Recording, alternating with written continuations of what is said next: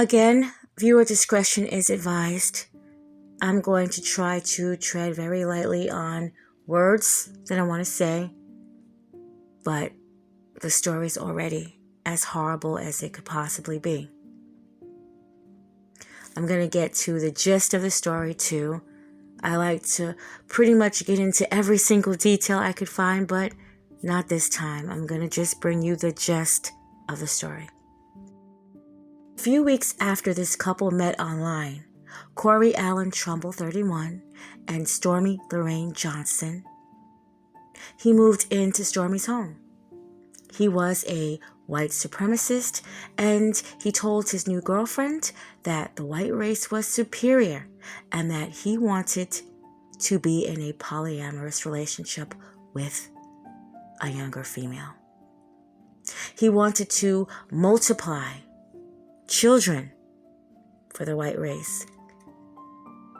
I wonder, was that what made her fall head over heels to the point where she left her home, pulled her children out of school? Not too long after that, the couple was moving from state to state, living in vans and cars, hotel rooms, along with Stormy's 15-year-old daughter and 11-year-old son, Logan, and 3 dogs. He would panhandle for money. Among other things, I'm sure this is how the couple got by, how they paid for their hotel rooms and their drugs. I don't understand why she would leave with this man, why she would be with this man, why she would continue to speak to this man. But she must have saw something in him that she saw in herself. That's why she stayed. She would engage in SA with her children. Yes, her 15-year-old daughter and her 11-year-old son. They would be also forced to use meth with the couple. The newfound family would also engage in bestiality.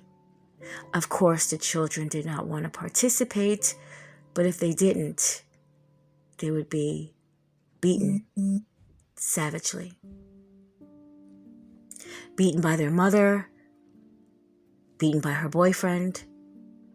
They would make Logan perform sex acts on dogs, and they would watch him and they would laugh. They thought that this was extremely funny. Logan would be forced to sleep under the sink, under the bed. They abused him. His sister would have to clean up blood from the vicious beatings that he would get regularly, and she would too. But he would have seizures that the beatings were so bad. He actually wasn't able to walk anymore after one of these brutal beatings.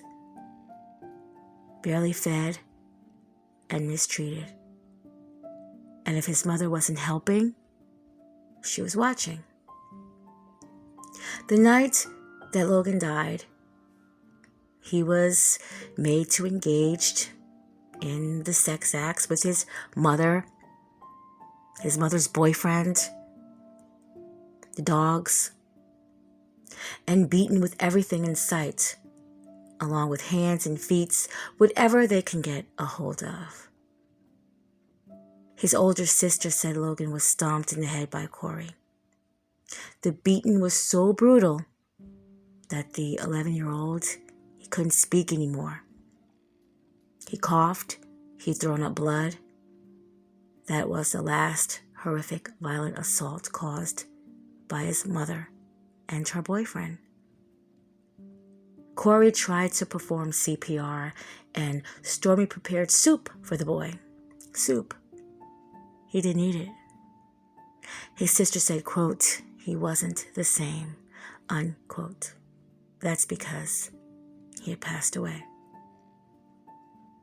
Corey put him in a bathtub with ice until he was able to take his body to one of the abandoned cars and leave him in the trunk.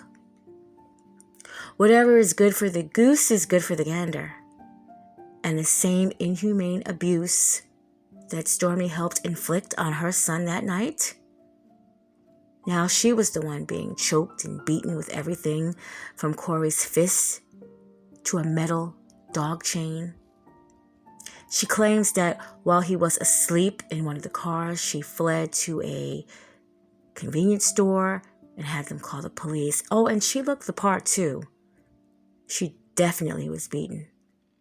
You could tell she was severely beaten. She also had told the police that her boyfriend had killed her son. They would retrieve Logan's lifeless body, weighing at the time of his death 69 pounds. What made this mother do something like this? I cover these stories all the time, and it never makes any sense to me. How you watch a man abuse your child and you join in. Like I said, she had to see something in this man that she saw in herself. I looked on Corey Trumble's Facebook pages. He has two. One when he was very young, mid-teens, I believe. And then one when he's a little bit older. He also appears to have two children, a boy and a girl. Interesting. Hopefully nothing happened to those kids. Hopefully the mother of those children, wow, she really dodged a bullet there. Because what he brought to this family, with the help of Stormy Johnson, don't get me wrong, was just evil. Evil and disgusting. And Logan Klein had to pass away.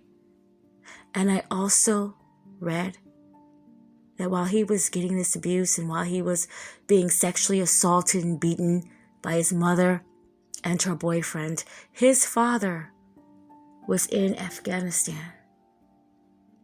So he had to get the news of what had happened to his child. On August 29th, Stormy Johnson, she did receive life plus 20 years. So she will never be a free woman again. Thank goodness for that. And her love interest, Corey Trumbull, he also received life. So both these two, it's fitting to know that they will never ever get out of jail.